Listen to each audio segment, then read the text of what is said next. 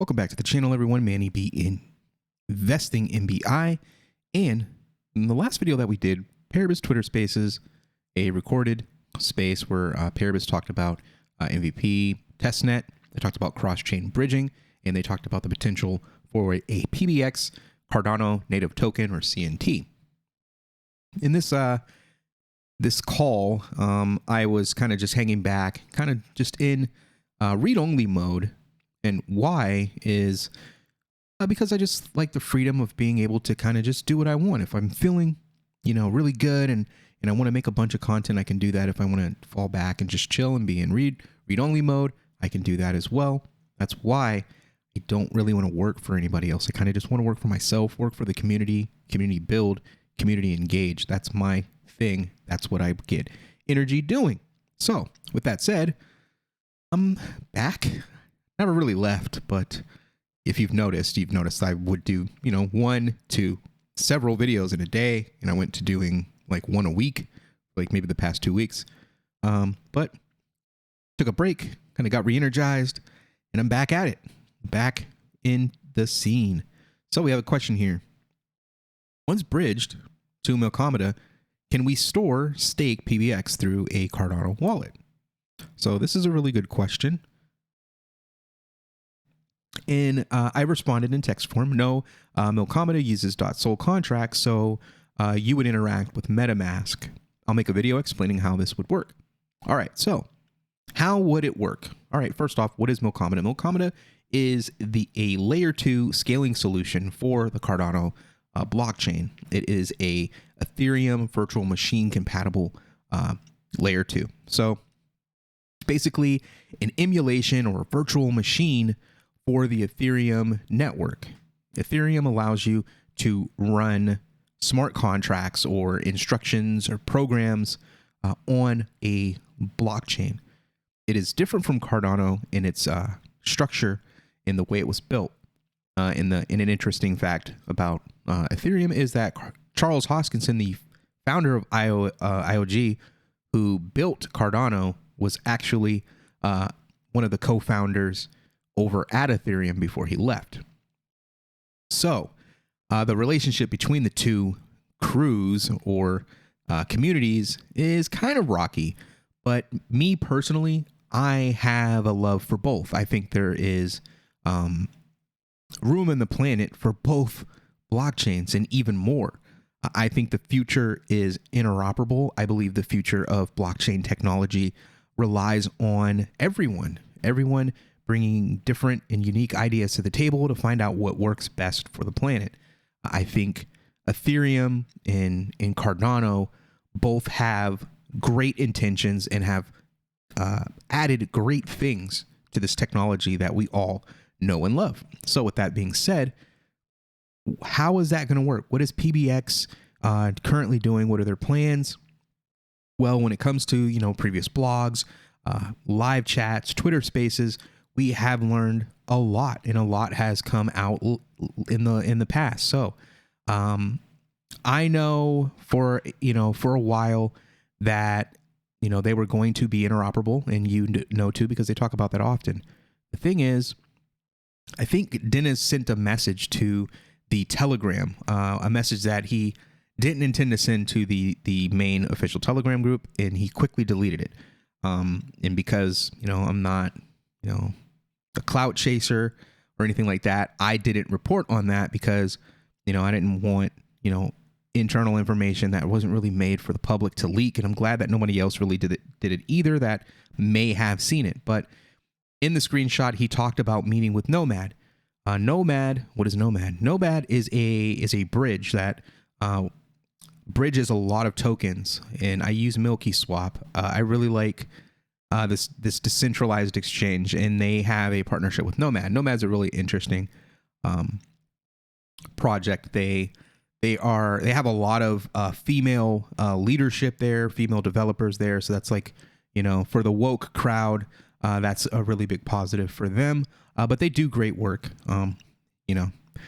so they allow people to, bridge their tokens and do things like that. So they would allow PBX to be bridged over to Melcomeda. So You go like, what do you need to do that? Can't you just mint the tokens, move on about your business? It's a little bit more tricky than that because you have to lock things in contracts. You can't just create, mint new tokens, and then that be it. You kind of have to keep track of the tokens if you're interoperable, and it's really important and very, very risky. So you have to put a lot of thought into the planning of such things.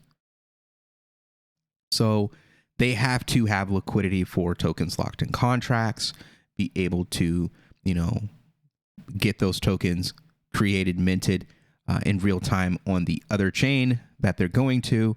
And so that's where Nomad comes into play.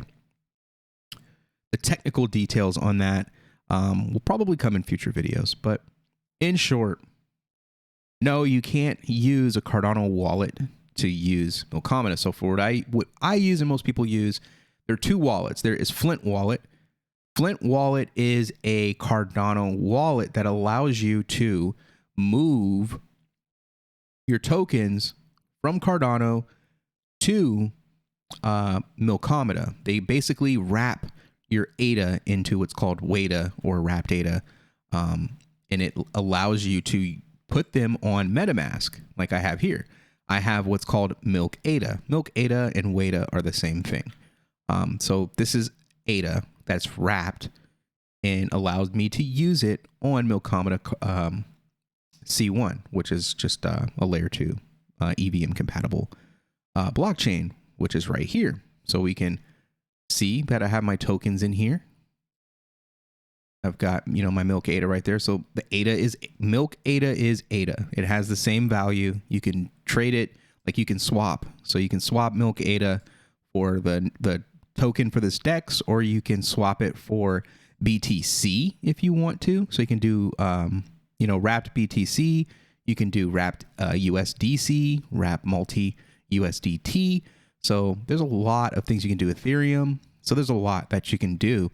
It just opens the world up for Cardano, and it allows Cardano to capture a lot of the tokens in protocols that are on other blockchains. So this technology, it can get confusing, especially if you aren't familiar with like ERC20 tokens.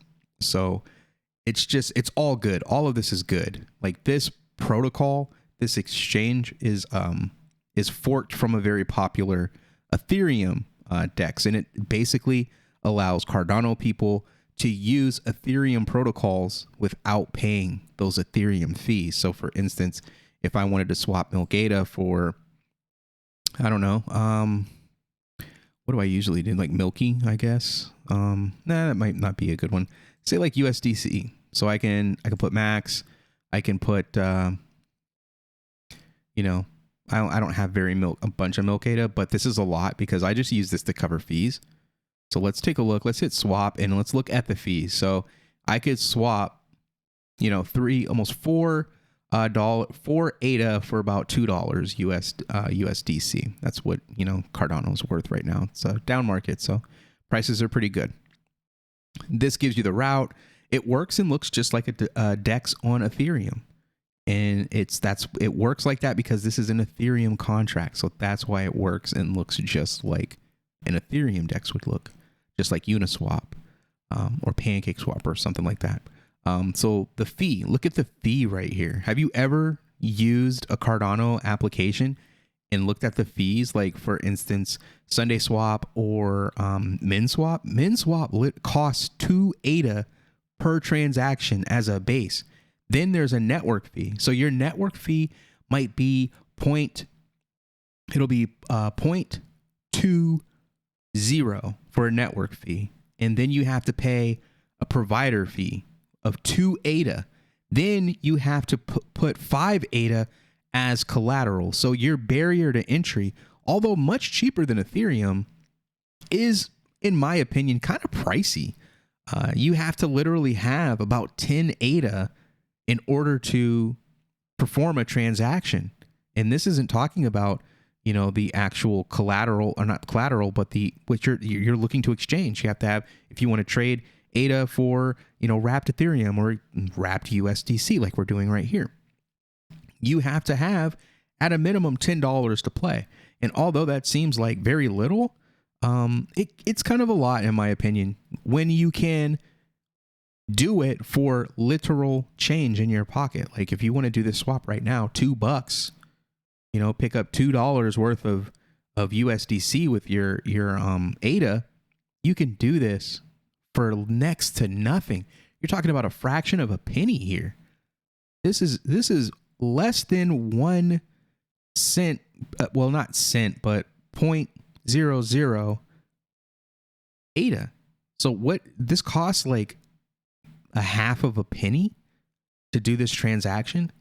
This is how powerful EVM is when you're talking about multi-chain functionality and it being based on Cardano. This is a Cardano layer 2. Look at the fees. I mean, the fees alone is a game changer, let alone being able to use Solidity smart contracts. So you can do things like borrowing and lending applications. That is what Paribus is. Paribus is a borrowing and lending platform built on EVM. Paribus would not be able to build what they have built using Cardano's main layer. It's just not possible right now.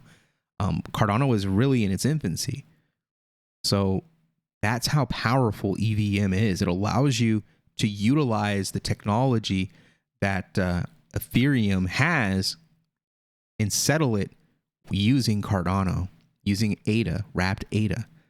So in order to do any of this, you would need MetaMask because that's the EVM wallet. So in the future, you're going to have other wallets that are going to be able to do both. So down the line, we're looking for, Flint and wallets like Giro Wallet to provide interoperability. So in the future, Giro Wallet will be able to be used with Ethereum. It'll be able to be used with, maybe Phantom, Solana, Milkomeda, and you'll be able to use one wallet to do everything. So the wallet game is really interesting. We're talking about mobile DApp connectors, interoperability. Giro is partnered with what is that? Not Nomad, but the what blockchain is that? CKB. They're partnered with them. They're partnered with them, and they'll get access and gain access to a lot of other blockchains. So you'll actually at one point be able to use a single wallet to access pretty much every blockchain that you could think of. And that's a future state thing. That's something that's far out, but we're moving slow. We're starting to pick up. We're starting to get that technology rolling. So that's what it's all about. And hopefully this video isn't too long and too confusing or boring. But if you're into, the technology, this stuff is just beginning. It's all early. When I always say we are all early, man, we really are all early. This stuff is so new. It is extremely new. You can farm. You can farm for next to nothing. I'm talking, I can farm and do a transaction, and the transaction costs me like 3 cents. It doesn't cost me a ton of ADA. I don't have to have 10 ADA standing by, to do a transaction. I can literally I can farm. I can pull my yield. I can roll it back in, and the transaction won't cost me 2 ADA each direction. It literally only costs me about, 2 cents, 3 cents, something like that. Maybe if I'm on a bad day, like 5 cents. It's crazy cheap. And yeah, I've got a farm. It's depreciated. I need to take my tokens and move them. So I need to take my LP tokens and get them moved to the active farm so I can start generating. So I am farming Hosky token and Milky Swap token to gain Milky Swap rewards.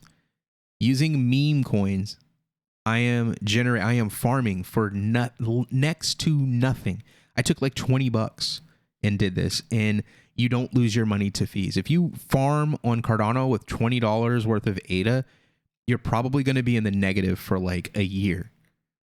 On a layer 2 like Milkomeda, using the fee model, you are making out in the same day. Like you literally make your fees back like within 24 hours, depending on the APR. But yeah, I don't want to make this video too long.